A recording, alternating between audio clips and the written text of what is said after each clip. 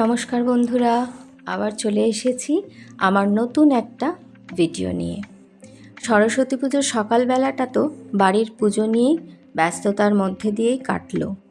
বিকেলবেলা শীতল দিয়ে ঠাকুরমশাই চলে গেলেন, তারপরে মেয়েকে নিয়ে একটু বেরোলাম আশেপাশে ঠাকুরগুলো দেখতে। প্রথমেই যে ঠাকুরটা দেখতে এসেছি তাদের থিম হচ্ছে ওরা কাজ করে। প্রথমে ভাবলাম কি ভেতরটা না গেলে তো বোঝা যাবে না, তাই ভেতরে গিয়ে দেখলাম সমাজের যারা বিভিন্ন কর্মের সাথে যুক্ত তাদেরকেই এখানে তুলে ধরা হয়েছে। এখানে যেমন ডাক্তার আছেন, তেমনি ইঞ্জিনিয়ারও আছেন, তেমনি অসংগঠিত শ্রমিকরাও রয়েছেন। সবাইকে নিয়ে এদের থিম। খুবই সুন্দর চিন্তাভাবনা, ভীষণ সুন্দর, ভীষণ নতুনত্ব লাগলো আমার চিন্তাভাবনাটা।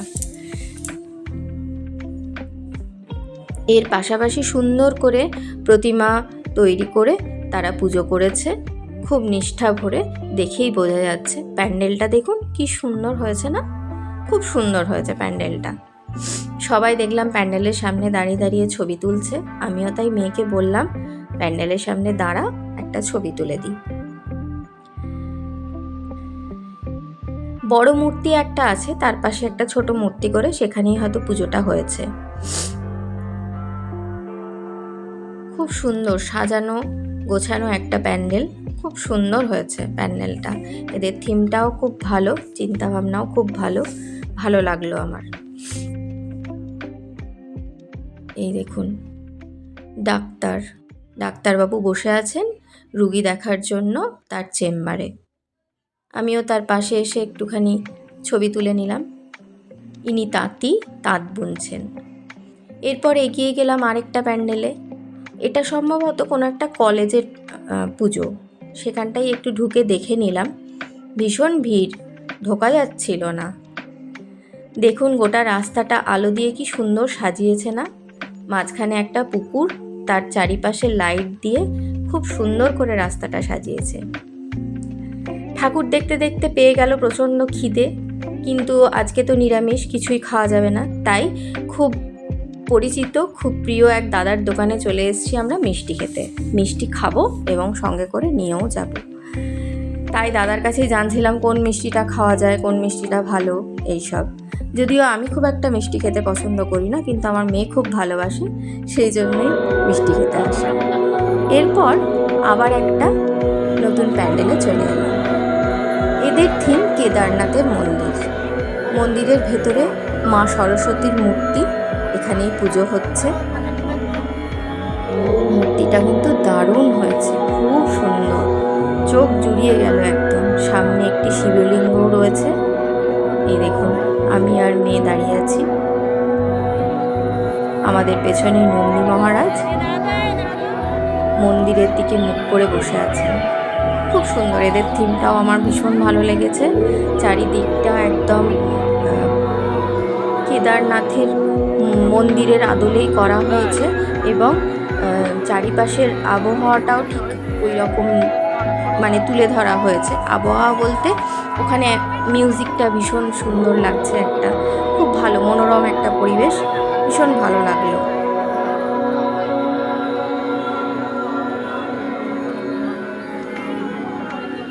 প্রচুর মানুষ এসেছেন এখানটায়।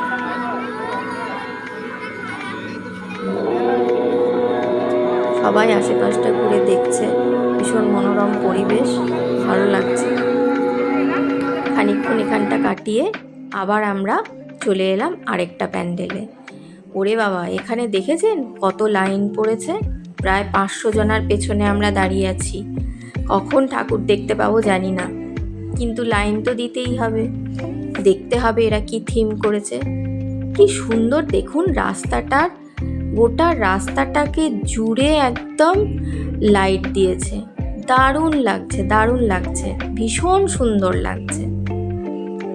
যত এগোচ্ছি ঠিক মনে হচ্ছে আমরা যেন একটা কোনো টানেলের ভেতর ঢুকে যাচ্ছি, আর টানেলের মুখ থেকে একটা লাইট বেরিয়ে আসছে। আমরা সেই লাইটটাকে অনুসরণ করে এগিয়ে চলেছি। খুবই সুন্দর, ভীষণ ভালো লাগছে। সবাই এখানে দাঁড়িয়ে নিজেদের ছবি তুলে নিচ্ছে, খুব ভালো লাগছে। দেখেছেন কি সুন্দর লাগছে চারিদিকটা। সেই জন্য 500 জনের পেছনে লাইন দিয়েও ঠাকুর দেখাটা সার্থক হয়েছে। খুবই ভালো লাগছে।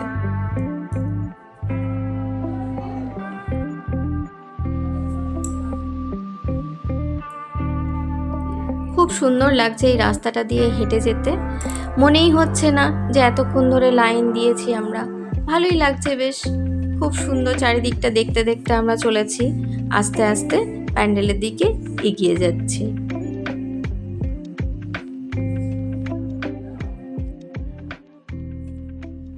শৃঙ্খলাবদ্ধভাবে সবাই লাইন দিয়ে ঠাকুর দেখছে, আনন্দ করছে, ছবি তুলছে। দেখেছেন কত মানুষ, সবাই কিন্তু লাইন দিয়ে ঠাকুর দেখে একদল বেরিয়ে আসছে, আবার একদল ঢুকছে। আর এই লাইটের তলায় সবাই নিজেদেরকে ক্যামেরা বন্দি করছে, তার পরিবারের সাথে এই মুহূর্তটাকে ধরে রাখতে চাইছেন। এই দেখুন, এই দাদাও কিন্তু তার পরিবারকে ক্যামেরা বন্দি করছেন। এদের থিমটা ছিল কৃষ্টি ও সৃষ্টি। মূলত এরা গ্রাম বাংলাকে তুলে ধরেছেন এদের প্যান্ডেলের মধ্যে। গ্রামের মানুষরা যেভাবে চাষবাসের ওপর নির্ভর করে সেইটাকেই এরা তুলে ধরেছে। এখানে একটা ঢেকি, যেখানে আগেকার দিনে ঢেকিতে পাট দিয়ে ধান ভানা হতো, সেই ঢেকি রেখেছে। খুব সুন্দর লাগলো। এখন তো এগুলো সচরাচর দেখাই যায় না, তা এরা এদের প্যান্ডেলে সেটাকেই তুলে ধরার চেষ্টা করেছে। চলুন ভেতরে যাই, দেখি কি আছে ভেতরটায়। বাহ, ঠাকুরের মূর্তিটিও দেখুন কি সুন্দর লাগছে। খুব সুন্দর করেছে। চারিদিকে শুধু লাইট, খুব সুন্দর করে সাজানো, ভীষণ ভালো লাগছে।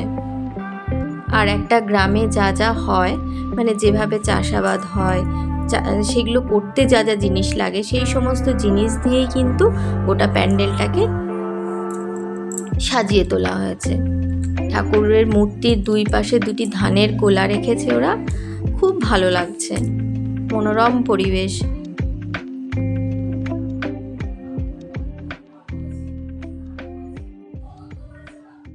খুব সুন্দর, সবাই ভেতরে এসে ছবি তুলছে, দারুণ লাগছে।